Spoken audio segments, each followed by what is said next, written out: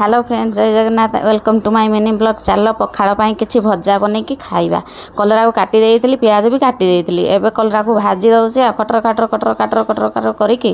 पूरा सिझेई देली ताको आ सिझेइकी रेडी आ देखिबा देख सांग माने कलरटा बढ़िया हैनी ओहो भल लागुची तो तापर साग पाई प्याज काटी देइतिली साग एने पकेइबी सागडा को पकेइकी एने कुचकुचा करदेली पूरा रांधी ओहो पूरा सिझेई देइची कुचकुचा करिकी बढ़िया लागुनी सांग माने देखुन केते बढ़िया कलरटा हैजी ओहो आउ तीनटा सिझेई देइतिली तापर आलूर दुईटा छड़ेकी थोईदेली सब एने पेज टे देदेबा रसुण लेंबू लंका देकी दलीदेवा लुण टे दे ओहो